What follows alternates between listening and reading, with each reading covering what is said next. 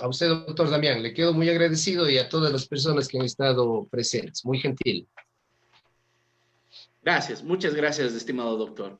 Bien, y a continuación vamos con la ponencia del doctor Rodrigo Durango. El doctor Rodrigo Durango, para que ustedes pues tengan una perspectiva de quién es él, a ver, permítame por aquí, por favor.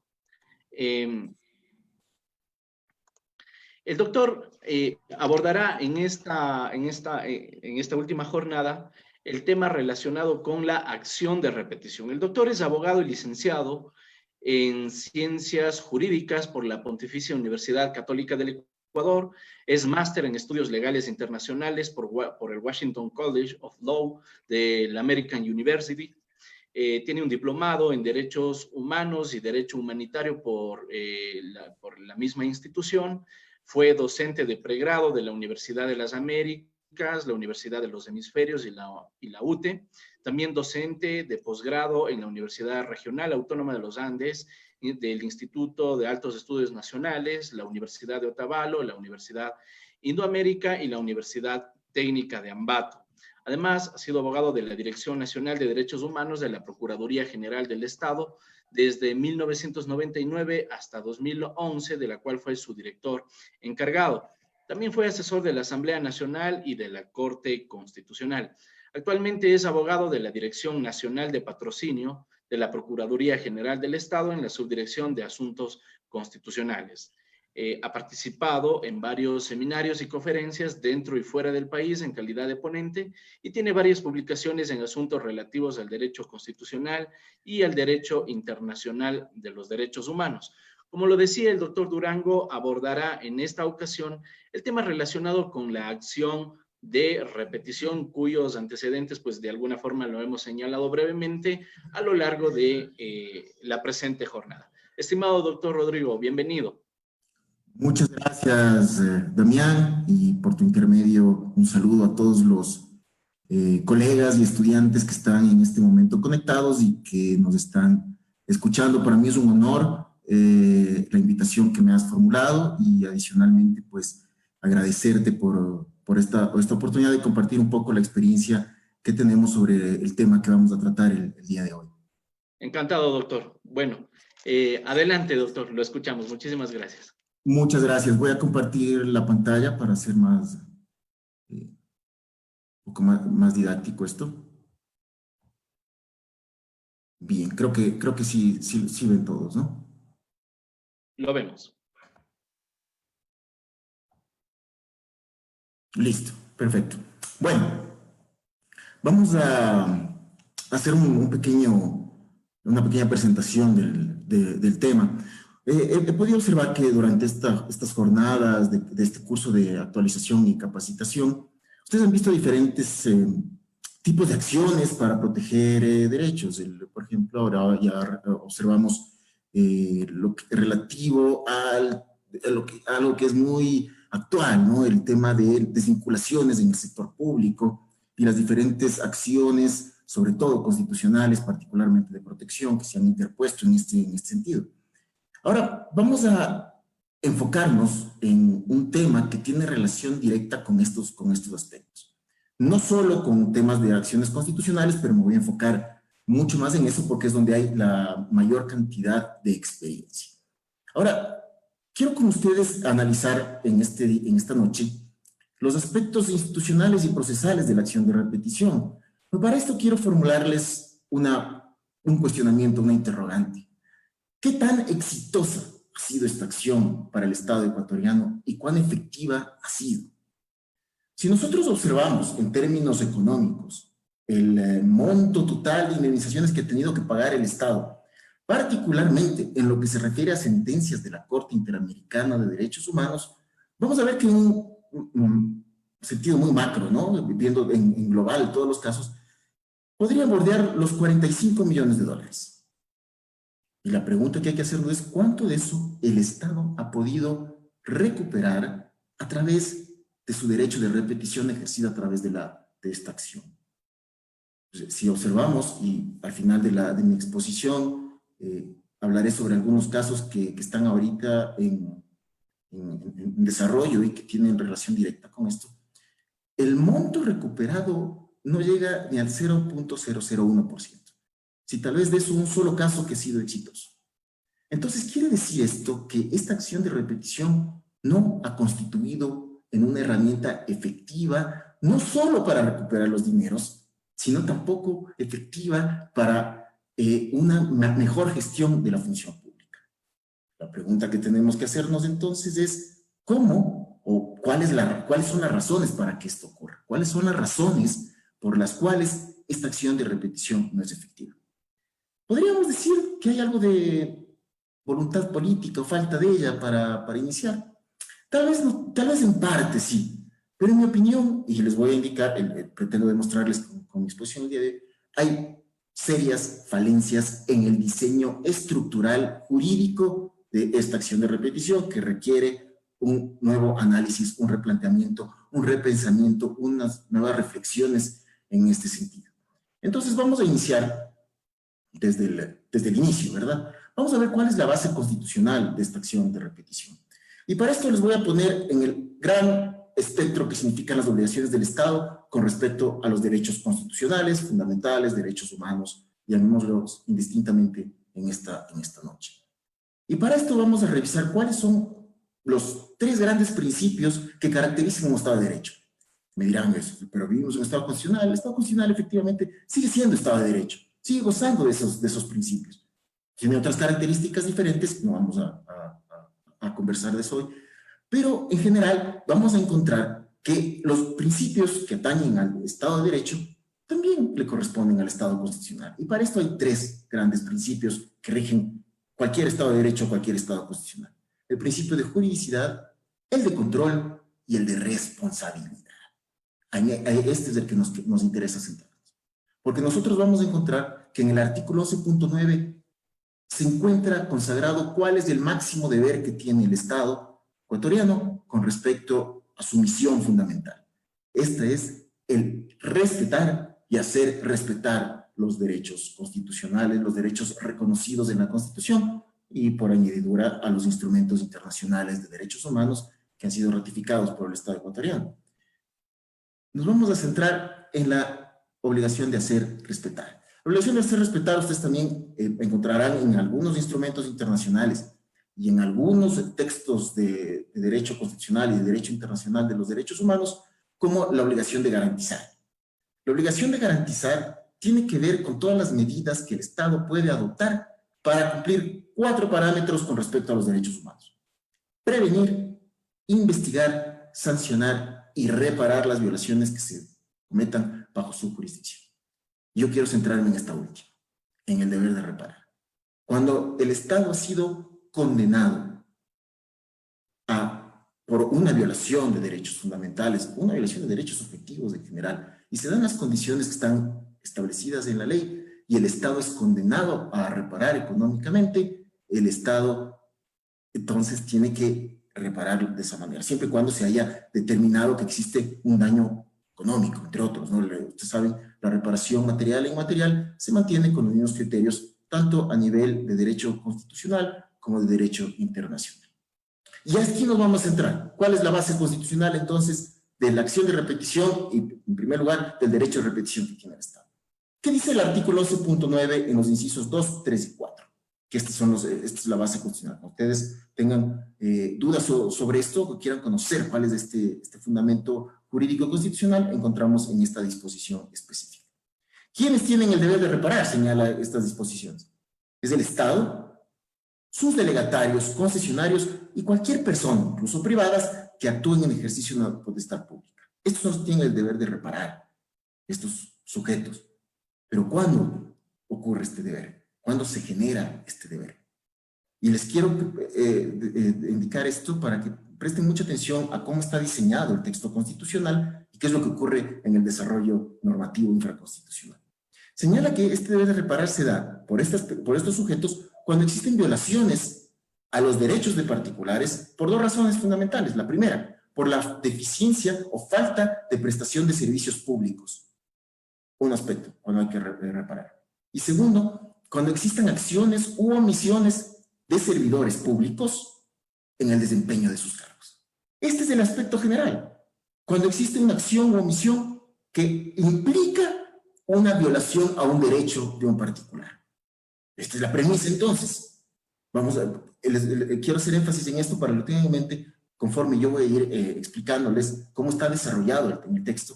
Ustedes van a ver que hay algunas disposiciones en los textos legales que riñen de alguna manera con esta disposición y que son parte de lo que yo les decía de esta deficiencia en el diseño estructural jurídico de esta acción de repetición.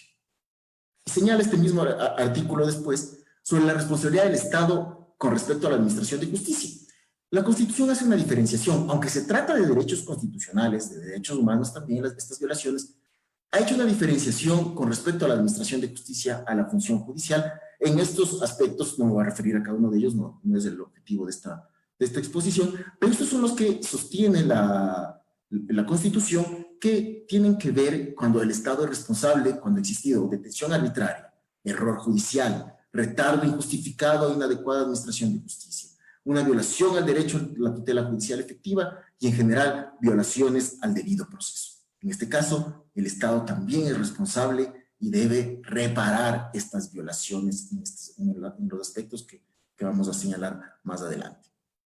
Entonces señalan, ahora sí, y reconoce la Constitución el derecho del Estado a repetir. ¿Qué significa repetir? Una vez, o señala la Constitución obligatoriamente, que el Estado debe, de forma inmediata, el Estado ejercerá este derecho de repetición. El derecho de repetición, ¿qué implica? Repetir. ¿Qué es repetir? Repetir lo pagado. Es decir, cuando existe una indemnización material, una indemnización de un monto económico que el Estado ha pagado a los particulares. Pero el Estado no es un ente real. El Estado es una ficción. El Estado cumple su misión, realiza sus funciones, cumple su deber y, en fin, genera actividad a través de personas físicas, que son los funcionarios públicos, que son parte del andamiaje estatal debido vinculados por un cargo público, ¿no? Cualquiera que sea este, ¿no? Un agente policial, un juez, un funcionario público, un servidor en cualquiera de las áreas de la administración pública. Entonces señala la Constitución que el Estado ejercerá de forma inmediata el derecho de repetición en contra de las personas responsables del daño producido. Miren lo que dice la Constitución. Es ejercer contra las personas responsables del daño producido. La Constitución no exige nada más en principio. Se genera un daño, ¿qué responsabilidad de una persona? Y que por ese daño el Estado tuvo que pagar un monto de reparación económica. El Estado puede ejercer sobre esa persona el derecho de repetición. Vamos a revisar entonces cómo la ley genera serios obstáculos para que el Estado pueda ejercer este derecho. Es decir, una suerte de harakiri constitucional que el Estado se realiza a través de una regulación incorrecta, indebida, compleja, complicada y en ocasiones innecesaria, con algunos requisitos que en la práctica no lo logramos comprender y que me voy a referir a ellos más adelante. Entonces, esta es la premisa, es un daño, es una persona que es un funcionario público que ha generado un daño, este daño ha sido declarado contra el Estado, evidentemente existe una sentencia, se ha ordenado la reparación económica por parte del Estado, el Estado ha pagado y el Estado tiene que ejercerse. Pero son personas que son identificables y que son las que han producido este daño y son los responsables del daño. Es decir, existe una causa y efecto, ¿no? La acción o omisión y el daño producido. No exige nada más la Constitución. Veamos qué ocurre entonces con el desarrollo infraconstitucional. Evidentemente, esto es lo único que tenemos en la Constitución sobre derecho a repetición. La Constitución no solo tiene que dar los parámetros generales y es el desarrollo infraconstitucional, el desarrollo normativo, legal, el que va a determinar cómo se ejerce este derecho. Vamos a revisar entonces cómo está regulado en algunos cuerpos normativos. Y este es un primer defecto que encontramos. Es muy complejo. Incluso en países que tienen un solo cuerpo normativo que regula el ejercicio de este derecho, como en Colombia, han existido numerosas complicaciones para ejercer este derecho. Muchas complicaciones, en las cuales realmente en Colombia y en Argentina, que tienen disposiciones similares, ha sido bastante poco exitosa, digamos, el ejercicio de este derecho y de esta acción por parte del Estado. La que nos vamos a poner énfasis es la Ley Orgánica de Garantías Jurisdiccionales y Control Constitucional. Pero ustedes, como observan, existe una dispersión normativa en nuestro sistema jurídico sobre esto. Es decir, que muchos cuerpos normativos hablan sobre acción de repetición y no exactamente de forma uniforme, ¿no? Entonces vamos a revisar la Ley Orgánica de Garantías Jurisdiccionales y Control Constitucional, que es la que más casos ha generado, no tanto a nivel interno, sino por sentencias y jurisprudencia de la Corte Interamericana de Derechos Humanos. También encontramos en el Código Orgánico de la Función Judicial, debido a cuando es responsable el Estado, por situaciones que tienen que ver con la administración de justicia, que son los actos o situaciones que yo mencioné anteriormente. Los artículos 32 y 33 del Código Orgánico de la Función Judicial establecen el derecho de repetir, el principio de responsabilidad que está establecido también en este código, como en la Constitución señala, y también la necesidad o la posibilidad de presentar una acción contra el Estado por estos errores en la administración de justicia, y que, si es que el Estado es responsable de esto, puede utilizar o ejercer el derecho de repetición. No puede, debe realmente, es una obligación de los funcionarios públicos. Pero aquí se da un hecho curioso en el Código Orgánico de la Función Judicial. Cuando se va a citar con la demanda, cuando es citado el Consejo de la Judicatura con la demanda, no me voy a referir a cada una de estas ni en detalle, sino hacer una revisión general. Cuando es citada con la demanda del Consejo de la Judicatura, la demanda que se refiere a responsabilidad por errores en la administración de justicia, por ejemplo, detención arbitraria, se me ocurre, por parte de algún juez. El Consejo de la Judicatura, existe una suerte de vinculación con los servidores judiciales que tuvieron relación directa con este tema. Entonces se llama a los funcionarios judiciales para que en la misma audiencia o en el mismo proceso presenten justificaciones por las cuales no hayan actuado de forma negligente o dolosa. Esto es interesante. Aquí veo un primer aspecto que no está en la Constitución sobre el dolo. A esto me voy a referir, y la negligencia, me voy a referir en algunas ocasiones a este tema. Y se da mucho interesante porque aquí los jueces o los servidores judiciales en general pueden presentar sus descargos con respecto a este tema y demostrar que no han actuado de esa manera, y con eso ya deslindar su responsabilidad y que continúe el proceso en contra del Consejo de la Judicatura y que derive eventualmente en una indemnización o en la reparación del daño. Miren ustedes, primer aspecto de la acción del derecho de ejercer el derecho de repetición, que está establecido de forma distinta a en otras disposiciones. Porque lo que dice el Código Orgánico de la Función Judicial habla de repetición, pero no tiene la misma forma o el mismo procedimiento que en la Ley Orgánica de Garantías Jurisdiccionales. También encontramos en los artículos 40 y 328 del COGEP referencias al derecho de repetición. El artículo 40, que tiene que ver con los derechos de la naturaleza, y el 328, que tiene que ver con las acciones contenciosas administrativas.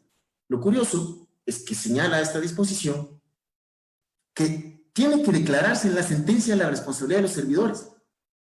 Y no dice que los identifique, pero se tiene que declarar. Y solo entonces se puede ejercer la acción el derecho de repetición, iniciar la acción de repetición por parte del Estado. Esto ya constituye una primera limitante para el Estado.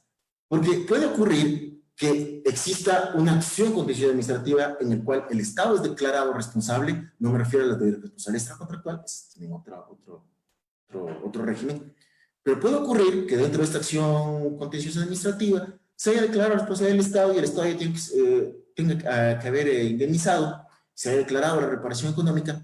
Sin embargo, si es que en esta sentencia no existe una declaratoria de quiénes son los responsables o que se haya determinado la responsabilidad de los servidores, no es posible ejercer la acción de repetición, porque es un presupuesto que está en la ley. Otra forma de regular el derecho de repetición. Miren ustedes lo que genera la disposición normativa. El Código Orgánico Administrativo, en su artículo 344, relativo a la responsabilidad extracontractual del Estado, señala que cuando se ha declarado la responsabilidad extracontractual y el Estado haya indemnizado económicamente al particular, si es que se determina que los funcionarios públicos han actuado con dolo o culpa grave, entonces se puede ejercer la acción de repetición. Es decir, que hay que demostrar. ¿Dice la Constitución algo sobre esto que sea necesario determinar el dolo o la culpa grave? Como vimos, no dice absolutamente nada, es un tema de la ley. Y esto es una de las mayores complicaciones. A pesar de que no existe todavía ninguna sentencia, bueno, solo hay una realmente que me voy a referir que no conocemos con exactitud cómo debemos probar el dolo o la culpa grave, ni tampoco cómo es que los jueces van a determinar que se actuó de esta manera. Pero en mi opinión, si ustedes revisan el texto constitucional, no existe ninguna razón para que se haya establecido este nuevo condicionamiento en la ley. Porque la Constitución lo que mandaba es que se determine, si es que existe el daño producido, se determinan los responsables, se puede ejercer el derecho a repetición. Nunca la Constitución menciona que se deba analizar este elemento subjetivo, este elemento psicológico por parte del funcionario público, si actuó con culpa grave o dolo, que vamos a referir más adelante sobre eso. La Ley Orgánica de Servicio Público también contiene cuestiones relativas al derecho de repetición, sobre todo cuando son funcionarios públicos o funcionarios públicos que han sido separados de la institución. Este es el típico caso. Separados de la institución y han iniciado acciones contra la entidad, han obtenido una sentencia favorable. En esa sentencia se ha ordenado la reparación económica y señala la ley, la LOCEP, que se debe iniciar la acción de repetición. No dice ni procedimiento, tampoco habla sobre dolo o culpa grave. La ley en este caso guarda silencio. Pero como ven, hasta ahora las 4 que hemos visto, vamos a dar más en detalle porque ustedes verán en la Ley Orgánica de Garantías. En cada una de estas existen algunos aspectos diferentes que generan complicaciones para iniciar o ejercer el derecho de repetición e interponer esta acción. Y también encontramos referencias al derecho a repetición en la Ley Orgánica del Sistema Nacional de Contratación Pública en el artículo 69. Se da cuando una persona que ha participado en un concurso y ha sido adjudicatario del contrato y por alguna razón no se le ha extendido ese contrato, no se le ha adjudicado al fin de cuentas, entonces, y ha iniciado un proceso judicial y esta persona tiene una sentencia favorable y en esta sentencia se ha ordenado indemnización. Entonces, por el hecho de no haber sido adjudicado por el contrato, a pesar de haber ganado la licitación o la oferta, entonces también se debe iniciar el derecho a repetición. La ley no dice si se requiere demostrar dolo o culpa grave, tampoco señala cuál sería el procedimiento. Asumimos que sería el ordinario del COGEP, pero no hay exactitud de eso. Bien, este es el primer aspecto. Miren ustedes esta disposición normativa que existe. Esto genera serias complicaciones en la práctica para iniciar procedimientos de esta naturaleza. Entonces, esta disposición normativa es un primer obstáculo que, en mi opinión, debe solucionarse. Como ustedes pueden apreciar, existen serias complicaciones en este sentido. Veamos cuáles es la naturaleza jurídica y los fines de este. No vamos a encontrar ninguna disposición legal, esto que les voy a comentar. Esto surge del contenido mismo de la propia naturaleza de esta acción de repetición. Primero hay que señalar que no es una garantía constitucional. He escuchado en algunas ocasiones que hay colegas que se refieren a ella como una garantía constitucional. Está considerada en la Constitución, sí, el derecho de repetición, pero no es una acción constitucional.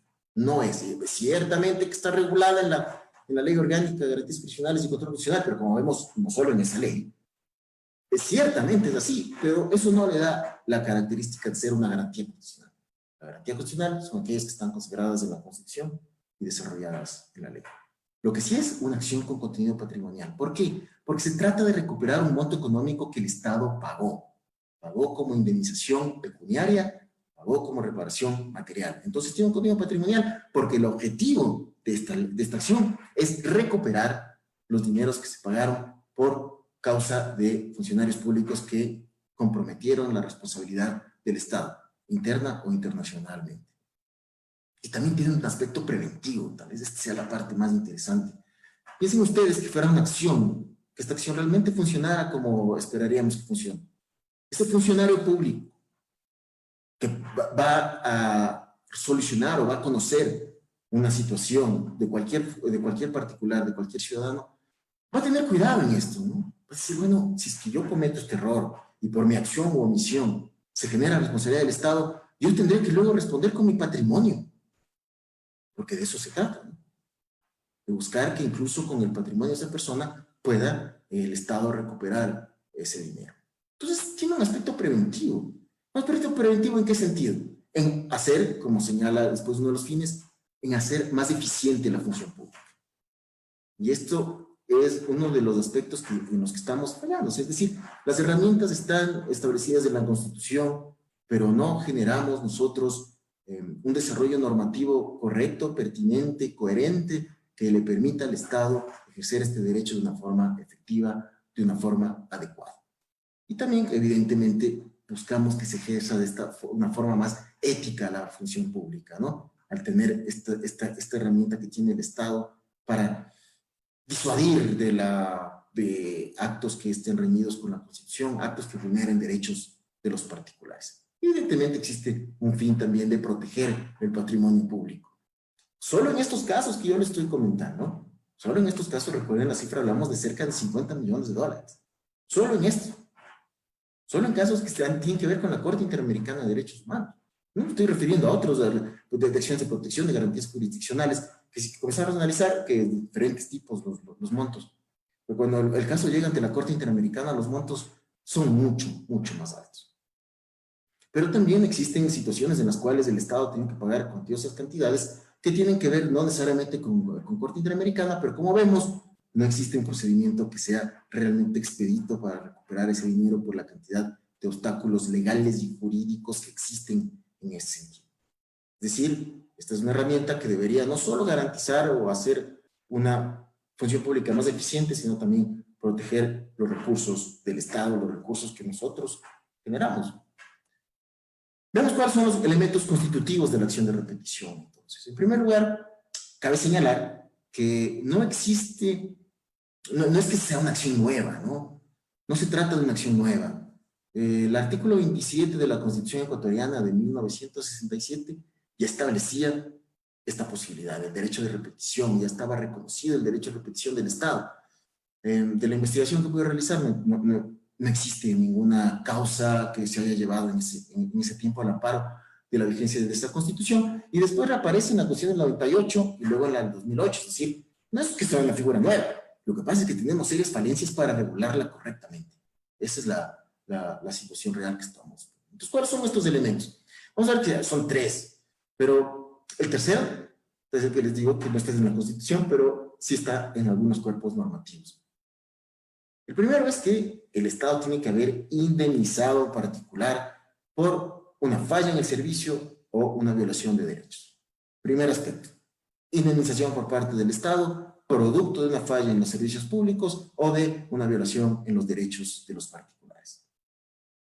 Y este resarcimiento se haya originado en la actuación o omisión de un funcionario público o prestador de servicios. Pero como vimos, también puede ser una persona particular, pero que ejerza potestad pública, ¿no? Un funcionario, un delegatario, cualquier otro en cualquier circunstancia que genere o que ejerza una potestad pública.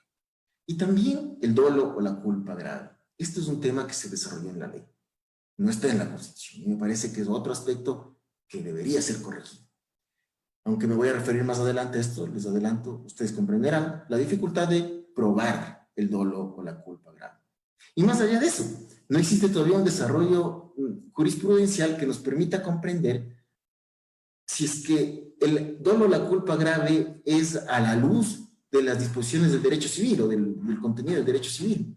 Si esto es así, que me imagino que sí es así por tratarse de una acción patrimonial, deberíamos regirnos lo que señala el artículo 29 del Código Civil sobre el dolo o la culpa grave, que en este caso el Código Civil asimila la culpa grave con el dolo, es decir, la intención positiva de causar daño. Esto es lo que debería ser demostrado durante una acción de repetición y ustedes comprenderán la dificultad de eso. Y además, es un requisito que no está establecido en la Constitución. No señala la Constitución que se va a comprobar que esta actuación o omisión que genera la violación al derecho o la falla en la prestación del servicio y que haya generado provocado esta indemnización por parte del Estado, que deba ser cometida por dolo o culpa grave por parte del funcionario. Si no, simplemente tiene que haber una acción o omisión que haya producido este daño y que por razón de ese daño el Estado ya tiene que indemnizar. Pero no, la ley no establece esto, la ley establece que tiene que haberse, que tiene que comprobarse, que tiene que determinarse también el dolo o la culpa grave. Y vamos a ver otras inconsistencias que tiene la ley con respecto a esto también, ¿no? Entonces, si este es el concepto del dolo o culpa grave, genera algunas complicaciones prácticas en cuanto a materia probatoria se refiere. Sobre todo, piensen ustedes en violaciones que han ocurrido hace 20 años y que tienen que luego ser tratadas nuevamente para lograr esta recuperación. Cuando lo importante sería determinar que existe una acción o omisión por parte del funcionario público que generó una violación de un derecho y que por esa violación del derecho el Estado tuvo que indemnizar económicamente Quiero revisar con ustedes, tampoco quiero alargarme demasiado, sino ser muy concreto en esto. Los aspectos procesales de la acción de repetición con respecto a garantías constitucionales y en general de derechos humanos. Hay algunos aspectos específicos de estos aspectos procesales que generan también otras complicaciones y que tienen que ser necesariamente revisadas. En 4 aspectos fundamentales: en el trámite, en la competencia, en la prueba y en los recursos que se pueden presentar. Analicemos entonces esto a la luz de dos realidades que existen en este momento, porque una es el proceso que existía a partir del artículo 169 en la Ley Orgánica de Garantías Jurisdiccionales y Control Constitucional, hasta la vigencia del COGEP, que generó o que reformó la ley y que estableció un procedimiento diferente. En mi opinión, un procedimiento que garantiza de mejor manera el derecho a la defensa de los procesados, de las personas que van a ser repetidas, pero que le genera algunas complicaciones al Estado para iniciar o llevar con éxito esta acción. Veamos entonces, hagamos unos cuadros comparativos sobre estos cuatro aspectos, ¿no? Antes veamos unas particularidades del proceso. Este proceso, la acción de repetición, es un trámite diferente al de la protección de derechos. Es decir, se lleva una acción totalmente diferente, una acción totalmente nueva que tiene sus propias características. Es decir, salvo por el caso, como les comentaba, del Código Orgánico de la Función Judicial, que de alguna manera los asimila, pero si es que se determinara que existe esta actuación negligente por parte de servidores judiciales, se inicia la acción de repetición por la forma establecida en este código. Entonces es un procedimiento distinto al de protección de derechos, no deben asimilarse. También es necesario tomar en consideración que se debe determinar el dolo o la culpa grave en la actuación del funcionario, ¿okay? Con las complicaciones o las particularidades que ya les he comentado con respecto a lo que señala la Constitución y lo que establece la ley. Entonces, este requerimiento de la culpa grave o dolo. Y tiene un doble carácter esta acción. Es por un lado declarativa, sí. ¿Por qué? Voy a declarar la responsabilidad de los funcionarios y la determinación de un monto. Entonces, por eso es declarativa, ¿no? Tiene que determinar la responsabilidad de estos funcionarios que han actuado con dolo o culpa grave y además de eso, no solo la responsabilidad, sino también el otorgamiento o cuánto es que deben pagar estas personas. Y por otro lado, tiene un carácter ejecutivo. Ustedes conocen el procedimiento de ejecución, se va a aplicar como con las reglas generales, se va a iniciar un mandamiento de ejecución, el auto de pago, etcétera, etcétera, y hasta llegar eventualmente a tomar medidas reales, como un embargo, retenciones de la cuenta, prohibiciones de enajenar, etcétera. Es totalmente viable esto, porque así lo establece el COGEP. Adicionalmente, como es obvio pensarlo, de acuerdo con el artículo 76 de la Constitución, es necesario que esta acción de repetición garantice el debido proceso del funcionario que está siendo demandado, particularmente el derecho a la defensa. Esto ha generado algunas otras situaciones por los vacíos legales que me voy a referir con los casos prácticos que les voy a indicar, que son casos que son reales, obviamente, ¿no? ¿Cuál es el objeto de la ley? El objeto y ámbito. Bueno, hay 3 aspectos que están contenidos en el artículo 67, en el inciso primero de la Ley Orgánica de Garantías Jurisdiccionales y Control Constitucional. Tiene que haber, en primer lugar, una condena definitiva para el Estado que implique una reparación económica, es decir, el pago de una suma de dinero, ¿verdad? Esta reparación debe ser a causa del dolo o la culpa grave de los servidores públicos o las personas con potestad pública. Condena definitiva que ordene la reparación económica. La reparación económica tiene que haberse realizado a causa del dolo o la culpa grave o el dolo de los servidores públicos. Y tercero, esta condena tiene que provenir, o el informe que señala la ley, de un organismo de protección de derechos. Y esta redacción no es tan feliz, que debe haber sido mucho más precisa. Esto llevó a una complicación en el caso de Chevron. Me voy a referir, si el tiempo nos permite, más adelante a este tema. Pero señala eso la ley, es un organismo de protección de derechos. ¿Qué derechos? Entendemos, o deberían ser derechos constitucionales, debido a dónde está contenida esta disposición. Derechos humanos, ¿no? Al tratarse de un organismo de protección de derechos, pero ¿Solo es la Corte Interamericana? ¿Solo es la Comisión Interamericana? Eso aún genera algunas dudas en la aplicación.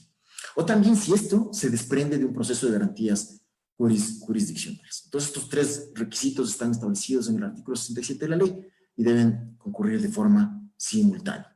También esta misma disposición en su inciso tercero establece cuál es la prescripción de esta acción. Son 3 años a partir de la realización del pago. Esto genera otras dudas que se presentaron en el caso Salvador Chidiboga, que les voy a comentar más adelante, porque ¿desde cuándo contamos? Cuando la sentencia o el informe o la resolución determina un plazo. En este caso que les comento, me voy a referir un poquito más adelante, pero les anticipo, se estableció un plazo de 3 años para pagar. Entonces, ¿de cuándo contamos? ¿Desde que se hace el pago total? ¿Desde que se hace el primer pago? Deberíamos pensar que es el pago total, ¿no? Para hacer una demanda que pretenda recuperar todo el dinero que ha sido pagado. La ley no es muy clara en esto y generó una situación en este caso que ya les voy a comentar, ¿no? ¿Quién tiene la legitimación activa para ejercer esta acción? La máxima autoridad es la responsable. Hay algunas críticas que he podido escuchar de algunos también colegas o juristas que la Procuraduría debería iniciar estas acciones. En ningún momento la ley establece que sea el Procurador General del Estado el que deba ejercer esta acción, sino es la máxima autoridad la responsable y va a ejercer el patrocinio del Estado y debe presentar la demanda del Tribunal Contencioso Administrativo competente. Entonces ya nos adelantamos. ¿Quién es el competente para conocer? El Tribunal Contencioso Administrativo, como que sea competente en razón del territorio, que ya me voy a referir a ese tema también.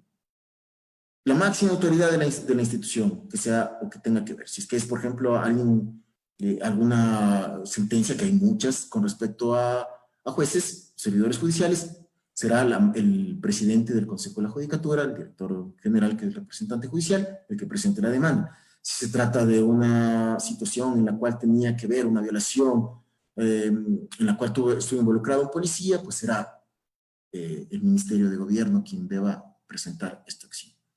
Igualmente, si se trata de un gobierno autónomo centralizado, será su representante legal. La Procuraduría General del Estado ejerce una actividad de supervisión, porque una vez que se cita la demanda a los funcionarios, o mejor dicho, en conjunto con la citación de la demanda a los funcionarios, se cuenta con la Procuraduría General del Estado. Es decir, no se cita, se notifica. Además, la ley dice se contará con el Procurador General del Estado para ejercer sus funciones de supervisión del proceso. Esto no obsta, de acuerdo a la ley orgánica de la Procuraduría, que pueda intervenir activamente en el proceso, es decir, pueda presentar argumentos, contradecirlos, presentar prueba, contradecir la prueba, etcétera, etcétera, todas las prerrogativas que tiene un sujeto procesal dentro de un juicio o procedimiento judicial. Ahora, el Procurador General del Estado sí puede interponer la demanda cuando el responsable sea la máxima autoridad. No ha existido ningún caso hasta ahora en este sentido, pero si fuera el caso, si es la máxima autoridad la responsable o la presunta responsable, deberá iniciarse la acción por el procurador contra la máxima autoridad. Evidentemente no va a ser la máxima autoridad que se demande a sí mismo. Ahora, el artículo 68 de la ley establece un tema interesante, que es otorga legitimación popular. La legitimación popular se da en 2 situaciones. Es decir, la posibilidad de que pueda presentar cualquier persona esta acción. Y los ciudadanos tenemos 2 opciones en este sentido. La una es o poner en conocimiento de la Procuraduría General del Estado la sentencia, que debería conocer la Procuraduría en todo caso, pero señala esto la ley, que debe presentar o puede poner en conocimiento del Procurador General del Estado esta sentencia que tenga un contenido patrimonial, que haya ordenado la indemnización del Estado y que se haya pagado ya la sentencia, el auto definitivo, la resolución del organismo internacional. Puede poner en conocimiento y el procurador iniciar las acciones respectivas o poner en conocimiento de la máxima autoridad. Eso es lo que correspondería como regla general. O también los ciudadanos podemos presentar la acción de repetición de forma directa sin que esto implique que el ciudadano quede vinculado al proceso. Una suerte de denuncia, digamos, ¿no? Entonces, pero el ciudadano puede presentar la acción de repetición. Uno de los casos en los que ocurrió esto, o el único caso que ocurrió esto, se denomina el caso Mejía y Drobo, que fue conocido por la Corte Interamericana de Derechos Humanos, en el cual se ordenó la indemnización al señor Mejía y Drobo y que bordeó el $500,000. Entonces, inició un procedimiento de acción de repetición sin éxito. Entonces, el Tribunal Contencioso Administrativo debe poner en conocimiento de la máxima autoridad de la institución de la que se trate y de la Procuraduría General del Estado. En caso de incumplir, se puede presentar una acción por incumplimiento, señala la ley. Es un tema interesante que no, como les digo, solo se conoce un caso que no ha sido exitoso. Hay una diligencia previa que establece la ley, en el artículo 69. Y aquí hay algunos vacíos que han generado complicaciones para el Estado ya al interponer la acción y que lleva complicaciones prácticas que son notables, ¿no? Son verificables muy intensamente. La investigación previa implica que la debe realizar la máxima autoridad. La investigación tiene como fin determinar a los presuntos responsables, que se va a llamar presuntos responsables. La máxima autoridad no puede determinar la responsabilidad, sino que tiene que ser el juez. Pero aquí viene la pregunta también. ¿Qué hay con el dolo o la culpa grave? Tiene que tiene que determinar algo, tiene que señalar la máxima autoridad referirse de alguna manera al dolo o la culpa grave, o simplemente hace una investigación y dice estos son los responsables, pero para que sean responsables tienen que haber actuado con dolo o culpa grave, señala la ley. Primera vacío. Este vacío ha generado situaciones prácticas que les voy a comentar. Tiene que determinar esto. Y otra cosa, ¿qué tipo de procedimiento es esta investigación? ¿Es un procedimiento administrativo? ¿Debe ser emitido o regulado a través de lo que establece el COA actualmente? Bueno, en esta época no existía, no estaba promulgado el COA todavía cuando se determinó esta disposición. ¿Pero qué naturaleza jurídica tiene este procedimiento? ¿Debe regir con las garantías procesales que están establecidas en la Constitución? ¿Es más bien un informe simplemente? No nos dice nada la ley y esto ha generado algunas complicaciones prácticas en casos determinados. Hay algunas variaciones en la ley que se refieren a la diligencia previa, a esta diligencia previa.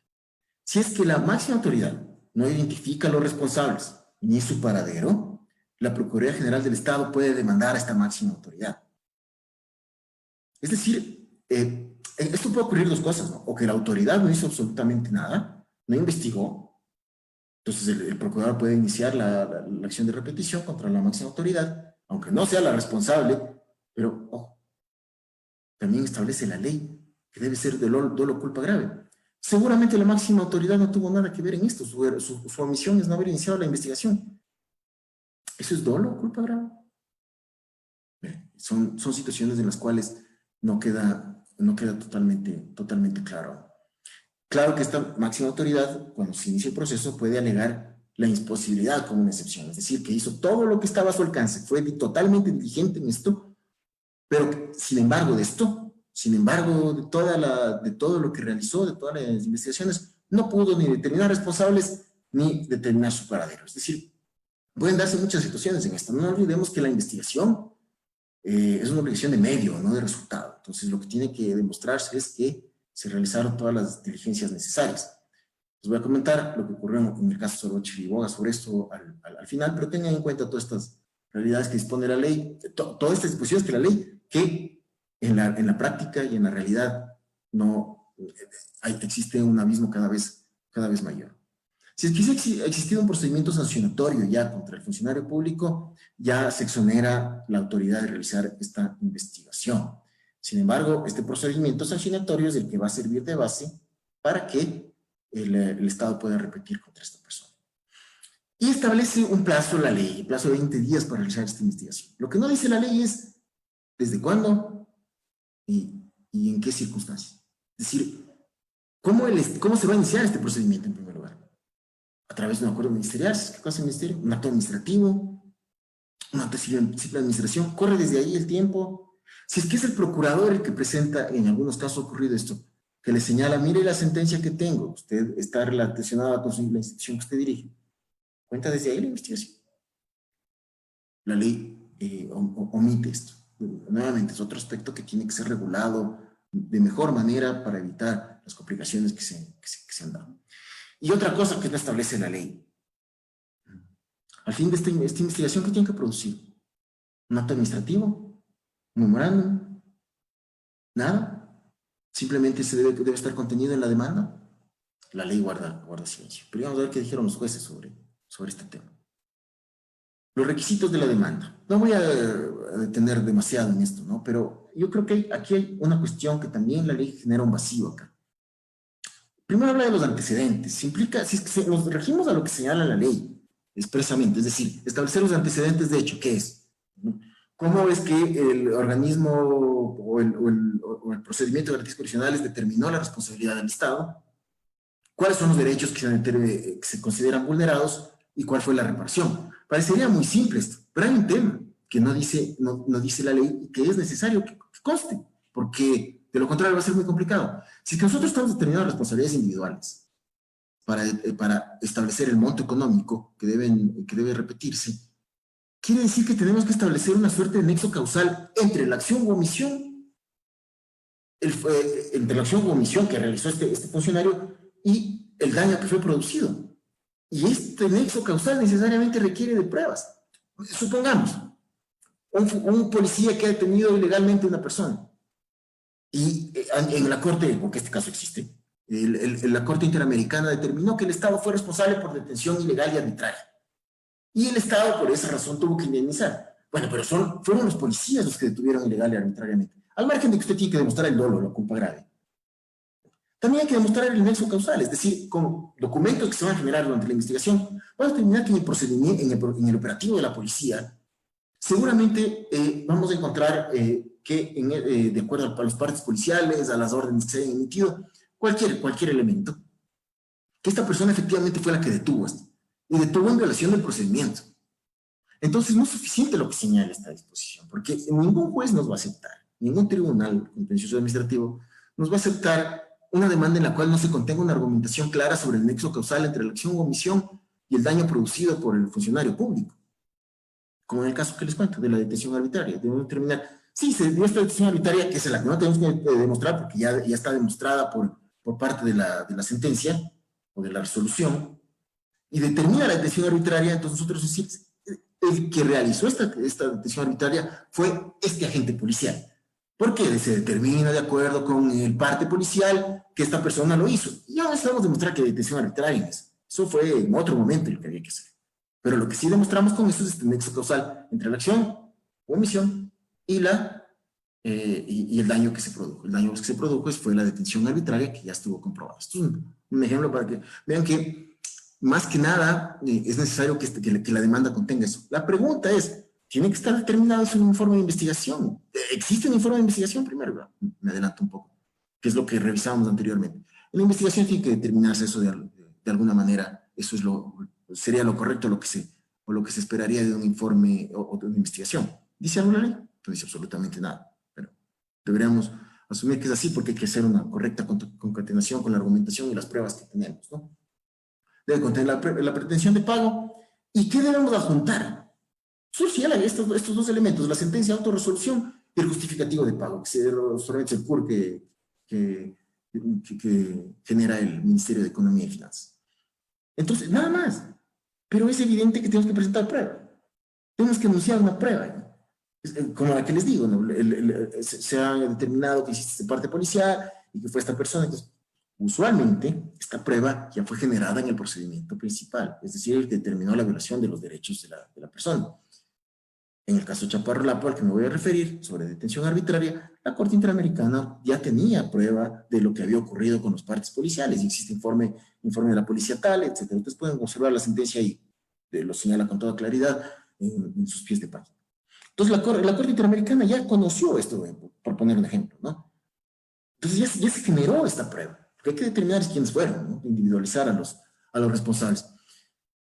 Entonces, ¿hasta qué punto es necesario presentar nuevamente esta prueba? ¿Por qué se vamos a generar nuevamente si ya fue determinado esto?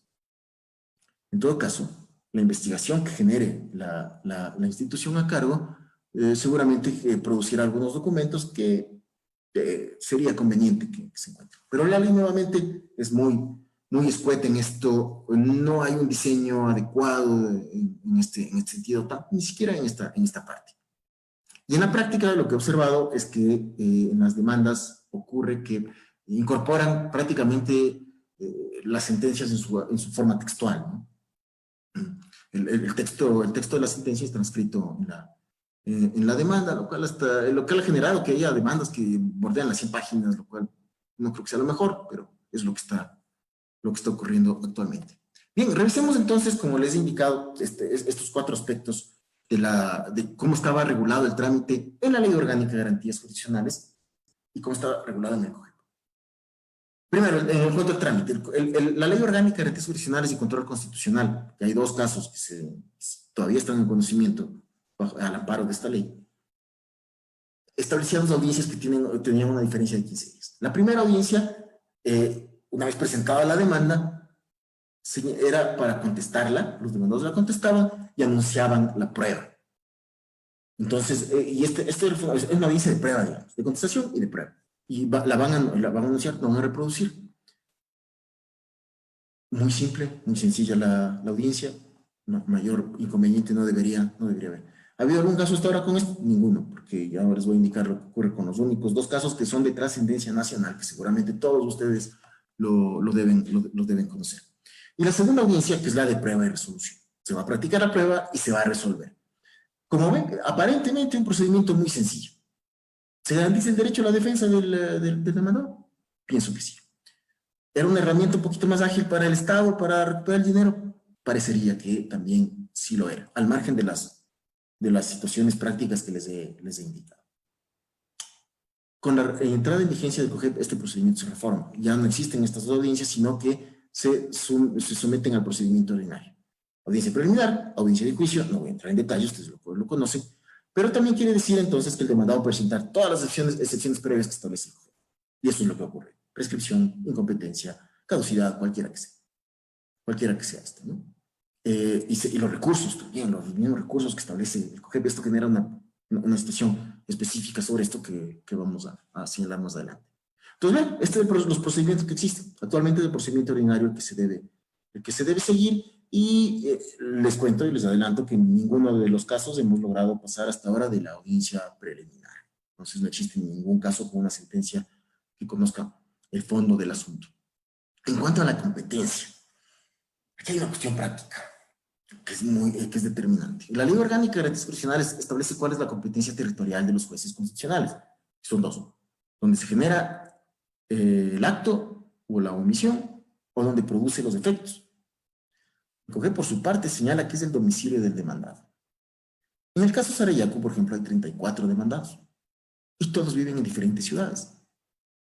La complicación práctica de eso ustedes la notarán enseguida. Es decir, citar en varias ciudades, que varios tribunales deban conocerla, y esto dividiría la continencia de la causa, generando las complicaciones que ustedes, quienes han litigado, sobre todo, conocen en este sentido. O sea, esto realmente es un problema práctico enorme. O sea, para decirlo claramente, es una imposibilidad práctica lo que está.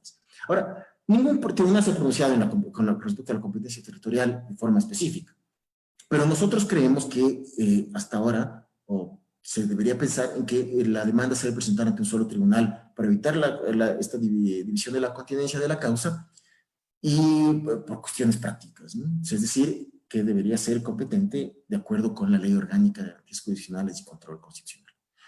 ¿Se ha determinado en algún momento, hay alguna resolución sobre esto? No hay ninguna, pero es lo que nosotros pensamos por los efectos prácticos que pueden darse, ¿no? En cuanto a la prueba, algo se adelantó en la primera audiencia, de acuerdo con la Ley Orgánica. En la primera audiencia anuncia la prueba del demandado. En esta misma audiencia, el juez puede ordenar prueba de oficio, si existía esta posibilidad, y en la segunda audiencia las partes van a practicar la prueba. Y lo que no queda claro es el dolo o la culpa grave, es decir, en qué momento debemos presentar documentación o testimonios. Suponemos que eran al menos en la segunda audiencia, pero no establece nada la ley sobre este aspecto. Imagino que deberíamos remitirnos a jurisprudencia de la justicia ordinaria, o incluso como se ha hecho en algunos procedimientos civiles. Entendemos que no se trata de lo que establece un dolo en materia penal, ¿no? No creo que debamos asimilarlo, ¿no? Sino más cercano a la jurisdicción civil. También en el COGEP, como ustedes conocen, tanto en la demanda como en la contestación, se debe hacer el anuncio de la prueba, se deben acompañar los medios probatorios, que era lo que les comentaba, es decir, no solo juntar esas dos situaciones, sino los documentos que existan al respecto para darle una mayor certeza al juez, que en mi opinión no debería, porque ya existe la sentencia que demuestra las violaciones. Lo que tenemos que demostrar es este nexo causal entre la acción o omisión que realizó el funcionario público y el daño ocasionado. Y adicionalmente el doble la culpa grave, porque establece la ley con las observaciones y objeciones que yo les he indicado. Cabe la reconvención, también perfectamente válido por el COGEP. Y existe prueba nueva, también de acuerdo con las disposiciones específicas del COGEP, ¿no? Entonces, siendo así, no voy a referir a la prueba nueva, ustedes la conocen, pero también se podría presentar con arreglo a las disposiciones específicas del COGEP. En cuanto a los recursos, la ley orgánica establece el único recurso, el de apelación, que debería conocer la Corte Nacional de Justicia, ¿verdad? Entonces, si esta es la Corte Nacional de Justicia la que debe reconocer debe conocer el recurso de apelación, entonces no existe ningún caso en este sentido, ¿no? Y además del COGEP, que establece dos recursos, el de apelación y el de casación. O al menos pensaríamos que cabe la casación. No conocemos, no está establecido con claridad esto. En la práctica serán la Corte Nacional de Justicia y la Corte Constitucional quienes deban dirimir y determinar si efectivamente existen estos dos recursos, tanto el de la apelación como el de casación, ¿no? Entonces, hay algunos casos que están en apelación, ¿no? Entonces, vamos a ver qué ocurre, ya les voy a comentar cuáles son. ¿Qué debe contener la sentencia, de acuerdo con el artículo 72? Lo primero, la responsabilidad de las personas o personas demandadas por la violación de sus derechos. Es decir, el juez, el Tribunal Contencioso Administrativo, debe determinar la responsabilidad de estas personas con la prueba que ha sido aportada. Además, debe contener la orden del pago. La orden del pago y estableciendo la forma y el tiempo. Es decir, el pago va a tener relación con la indemnización que se presentó, con la indemnización que fue ordenada. Pero no dice nada del dolo de la culpa grave. Entendemos entonces que en el momento de determinar la responsabilidad tendrá que declarar que actuaron con dolo o culpa grave. Porque es un juez el que determina eso. Pero no dice nada específicamente esta disposición. Además, la sentencia tiene que contener algo importante en el caso de que haya más de una persona responsable. En función de los hechos, se debe determinar, en función de los hechos y el grado de responsabilidad de cada una de las personas, el monto que debe pagar. Entonces, lo que esto implica es que, como ocurre en materia penal, es que se deban analizar o determinar en función de los hechos, es decir, de la prueba que exista, el grado de responsabilidad de cada una de las personas y sobre esa base el monto a indemnizar. Es decir, que lo que vamos a determinar realmente en el proceso, en la acción de repetición, es la responsabilidad individual de cada uno de los demandados. La responsabilidad que tuvieron con respecto al pago. Y esto va a tener que ver mucho con la actuación y la prueba, la actuación que haya realizado este funcionario y la prueba. Dicen ustedes, no es lo mismo el juez que haya ordenado de forma arbitraria o de forma ilegal una detención, que un juez que simplemente dictó un decreto de mero trámite, una providencia de mero trámite en algunos, si es que conocieron muchos jueces. Pero esto sería un ejemplo en el cual la responsabilidad puede ser que ni exista responsabilidad por parte de este juez, ¿no? Estos son los casos ya para concluir y no ser abusivo con el tiempo que generosamente también me ha concedido, y viendo la hora. Estos son los casos bajo la Ley Orgánica de Garantías Profesionales y Control Constitucional. Yo les he adjuntado les he puesto el número para que ustedes revisen. El caso Vera Vera. En este caso no voy a entrar en detalles tampoco de cada uno de los casos. En este caso, en términos generales, fue una persona que fue detenida en Santo Domingo de los Colorados, recibió un disparo por parte de la policía, no se inició ninguna investigación y sobre todo no se lo atendió oportunamente. Murió por causa del disparo, ocurrió en Santo Domingo y se derivó a Quito, y donde finalmente murió. ¿Por qué admitió el tribunal este caso? A la luz de la ley orgánica. Señalaba que no existe que no existía el informe de investigación. Como vimos en la ley, no dice nada sobre el informe de investigación, que deba adjuntarse. Pero a raíz de este caso, lo que se inició fue, lo que se procuró es generar un informe de investigación. que derive en todos todos los hechos que fueron conocidos, de la prueba que se recabó, que es lo que se generó. Es decir, que la máxima autoridad responsable haya emitido este informe de investigación. No dice nada la ley, pero a raíz de este caso, es el primer caso digamos, de una acción de repetición no exitosa, se establece que era necesario adjuntar un informe de investigación. Estos dos casos, el Quintana Cuello y Camba Campos, que ustedes deben recordar, es la destitución del Tribunal Constitucional, perdón, y de la Corte Suprema de Justicia en el año 97 durante el gobierno de Lucio Gutiérrez. En este caso, entre los dos, bordean los 15 millones de dólares de indemnización. El de Vera Vera no creo que llegaba ni a los 400,000.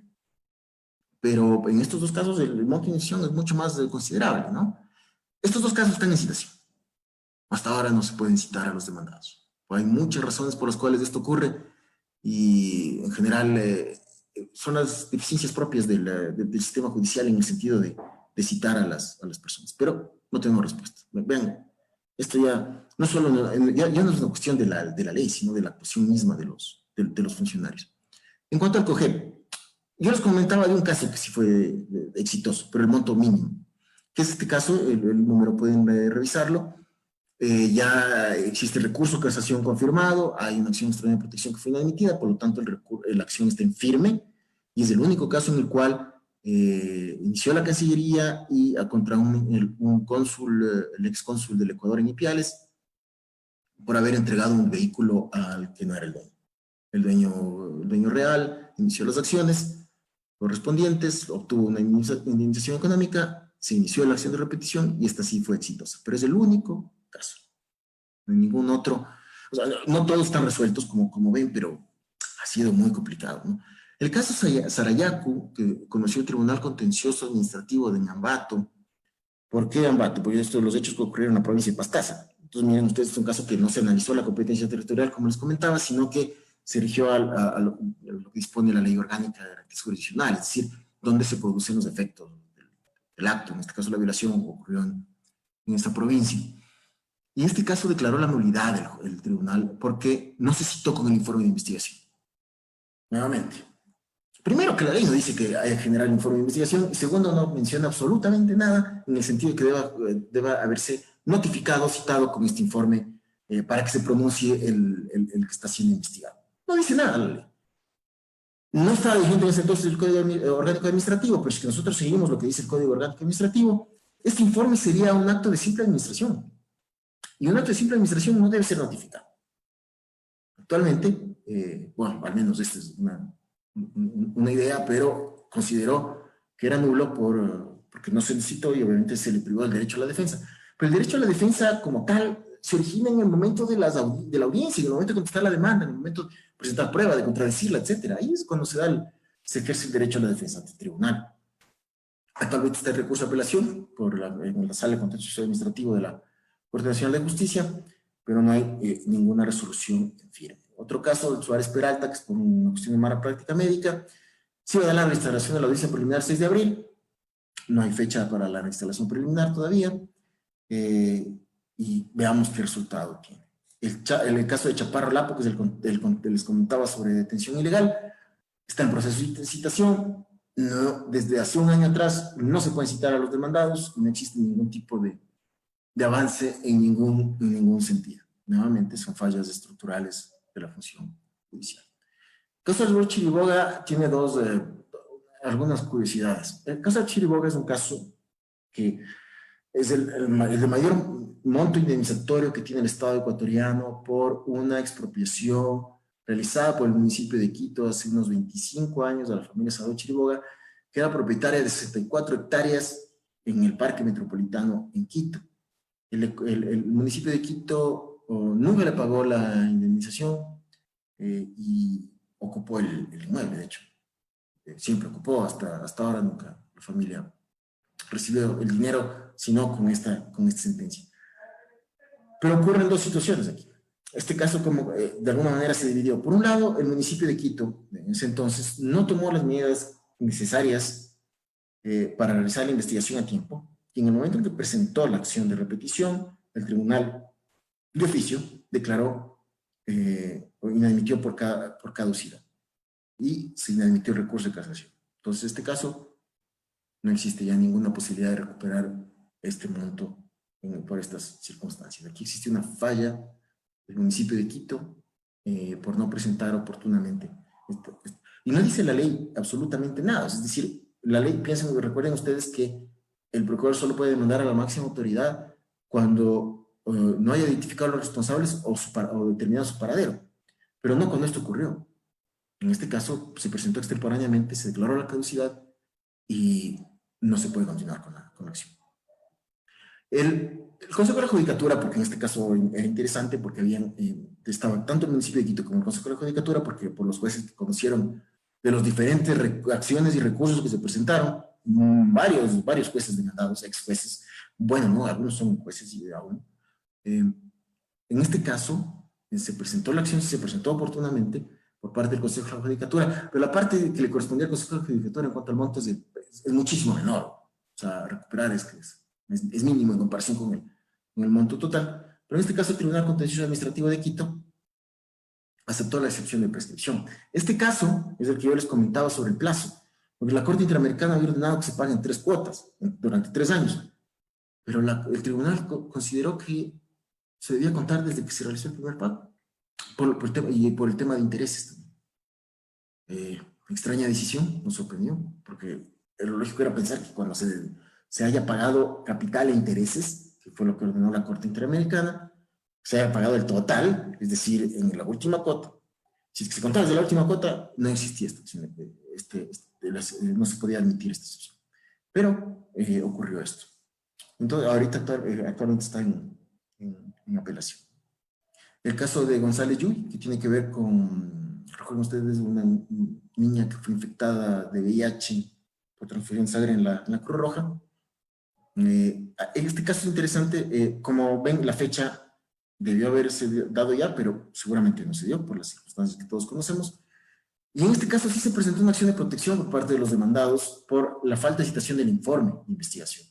Pero lo que ocurrió es que la Corte Provincial de Pichincha ratificó que no era necesario citar por no ser un acto administrativo, que era lo que yo les había dicho. Pero la ley nuevamente no dice nada, los vacíos legales son los que generan estas complicaciones. Pero tenemos esta jurisprudencia que señala que no había que citar el informe de investigación. Y finalmente, el hecho de lo que ocurrió en el primer fallo de Chevron, el laudo arbitral del año 2019, y quien emitió la demanda. ¿Por qué no emitió? Bueno, lo que les comentaba. Se inició bajo el amparo de esta ley y el tribunal dijo, bueno, no se trata, el CIADI no es un organismo de protección de derechos. ¿Qué derechos constitucionales? Por supuesto que no, pero como señala la ley en esa redacción de protección de derechos, simplemente genera este vacío. Pero bueno, de alguna manera el Tribunal Contencioso ya nos explicó que no debió haberse regido. Pero entonces quiere decir que en esta situación, al tratarse de un tema de dilación en la justicia, de retardo injustificado, debe haberse iniciado al amparo del Código Orgánico de la Función Judicial. Bueno, en todo caso, como vemos, nuevamente, la dispersión normativa genera serias complicaciones en el momento de aplicar esta acción de repetición. Finalmente, para concluir, ¿cuáles son las conclusiones que en lo personal considero que se podrían extraer de todo lo que yo les he comentado y que podrían ayudarnos a mejorar esta herramienta para una correcta eficiencia o una mejor eficiencia en la gestión pública? Primero, como hemos dicho, evitar la dispersión normativa, es decir, tratar de que exista una sola, al menos una sección en el Código Orgánico, en el COGEP, que determine cómo se va a hacer la acción de repetición, y eso para todos los casos. Es decir, evitando esta dispersión normativa, en una sola sección del COGEP, tal vez, se me ocurre, podría incorporarse un solo procedimiento para todos los casos y eliminar todas las contradicciones y antinomias que se han dado. Creo yo que a la luz de lo que señala la Constitución, no debería aprobarse, determinarse que se ha cometido el dolo o la culpa grave, sino simplemente la acción o omisión del funcionario público, el nexo causal con el daño. Simplemente eso. En esa nueva disposición, en este nuevo procedimiento, o tratando de recoger lo mejor que tienen todos los procedimientos, eliminando estos vacíos que les he comentado, tener un procedimiento más claro, ¿no? Que no tenga tantos vacíos y tantas contradicciones e incoherencias como hemos visto. Y algo fundamental para mí, en todos los aspectos necesarios, es la capacitación. no solo a todos los servidores públicos, particularmente a los servidores judiciales, y a la ciudadanía también para que conozcan de esa posibilidad, de los derechos, de que también ellos pueden ejercer esta acción, como hemos visto, no existe la legitimación popular, me parece que es fundamental este ejercicio de información. Eso es todo lo que les quería comentar, me parece que creo que estamos extendidos un poco de tiempo, pero te agradezco mucho, Damián, por la oportunidad y espero que haya sido de utilidad para los colegas y los juristas en general. Seguro que sí, estimado doctor. Muchísimas gracias por su participación. La verdad es que este tema parecería que es casi dominado en las instituciones públicas. Mucho se habla del derecho de repetición, pero ya en la práctica vemos que pues es todo un tema por descubrir casi. Justo en el ámbito de esta acción, quizás los colombianos tienen mayor desarrollo justamente con estudios de Javier Renao en su obra de Derecho Procesal Constitucional, aborda lo que es la acción de repetición, pero bueno, quizás estas deficiencias normativas asimismo pasan porque a veces tratamos de adaptar nuestra legislación a cuestiones, digamos, de otros lugares, sin pensar en las realidades, en los casos específicos por las que ha atravesado nuestro país. En todo caso, esta ponencia, esta conferencia, se ha de constituir en un referente, en un puntal para futuros estudios, así que le agradecemos muchísimo, estimado doctor, por su participación.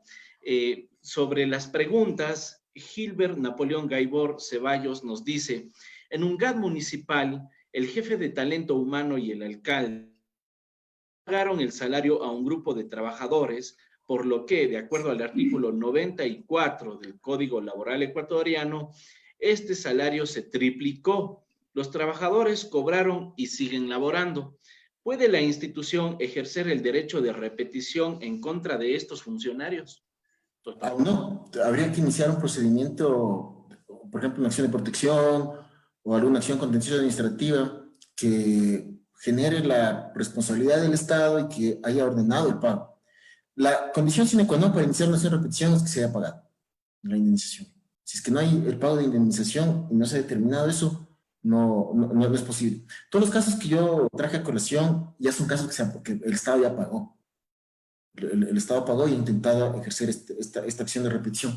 Más bien lo que sería conveniente es que los abogados litigantes tengan conciencia de algo. Si es que ganaron un caso y obtuvieron esa indemnización económica, que incluso presenten la acción de repetición, para que el Tribunal Contencioso inicie esa acción y que comunique a la máxima autoridad y al Procurador General para que se inicie la acción en ese sentido. Es decir, no esperar a que sea el funcionario público como tal que lo haga, porque también en el último caso, en el caso de González Yuy, recientemente pude revisar y ese caso está prescrito. Es decir, no se presentó ninguna acción. O sea, ya está prescrito, no tiene sentido ni siquiera presentarlo porque lo primero que va a hacer el primero por ese tribunal es declararlo prescrito, porque pasaron 3 años y las instituciones involucradas no presentaron la acción correspondiente. Entonces, esto quiere decir que es necesario que también los abogados litigantes que están ejerciendo la labor de proteger de derechos, de patrocinar a las víctimas, digan, bueno, ya gané la indemnización, bueno, ahora voy a hacer algo para que este mal funcionario que generó la responsabilidad del Estado pague económicamente por esto, porque realmente el daño nos hacemos todos con esto. O sea, solo en estos casos estamos hablando de como $50 millones, solo ahí, y que hasta ahora no podemos recuperar.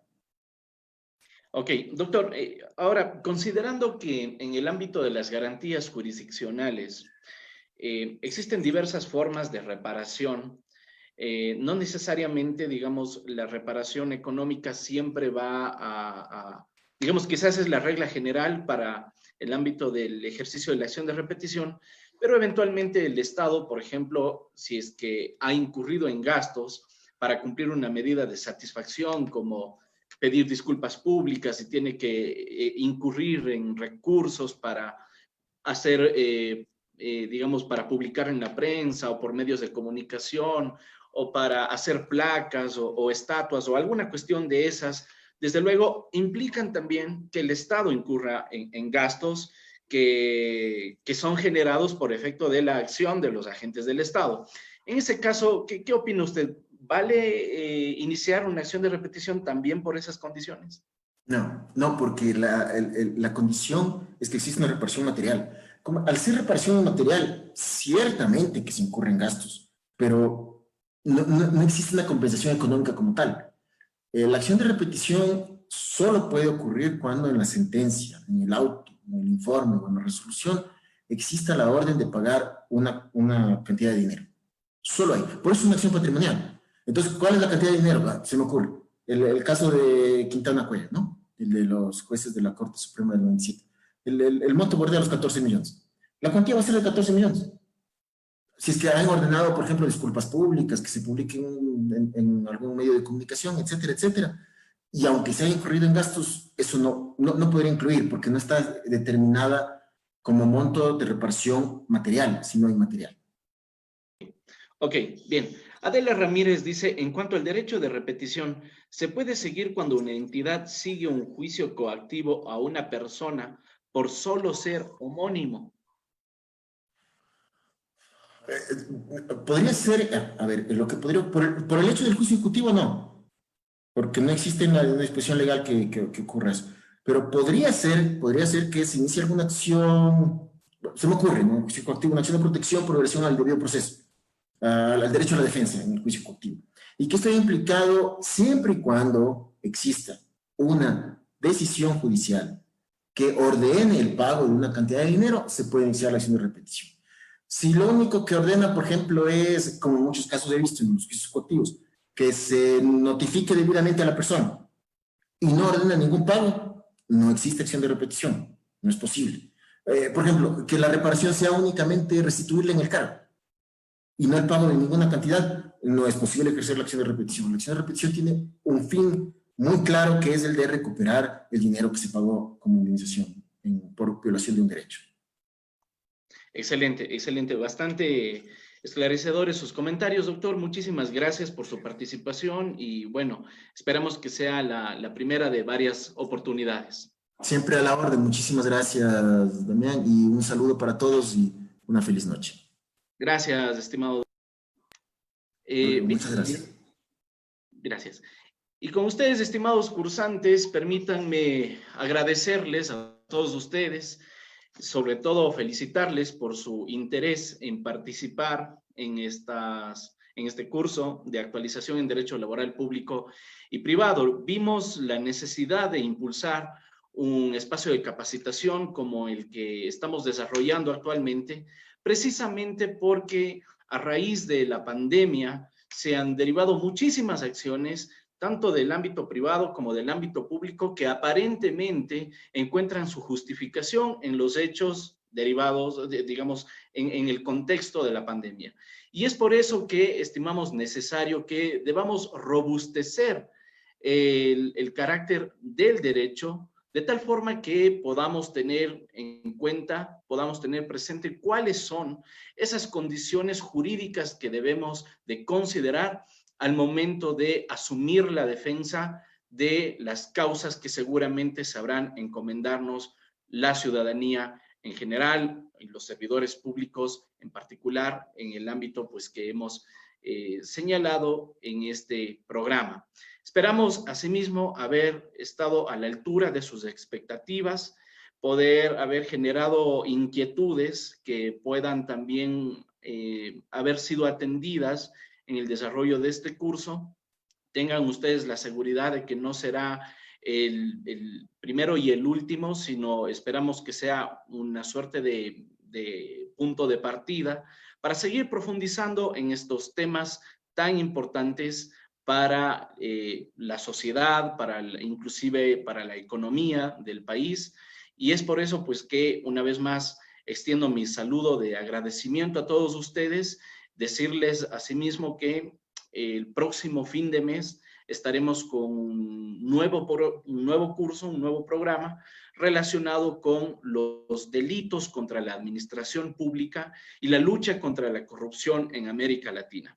Esperamos contar asimismo con su generosa participación y que gracias a ustedes podamos seguir difundiendo el derecho, pero a su vez hermanando a Latinoamérica a través de la academia. Ha sido para nosotros como institución un honor contar con su participación y en este sentido damos por clausurado el presente curso, no sin antes desearles a todos ustedes un feliz y reparador descanso y un feliz fin de semana. Estaremos contactándonos a través de los grupos que hemos creado para el efecto para darles las indicaciones sobre la entrega de los certificados. Muchísimas gracias. Hasta pronto.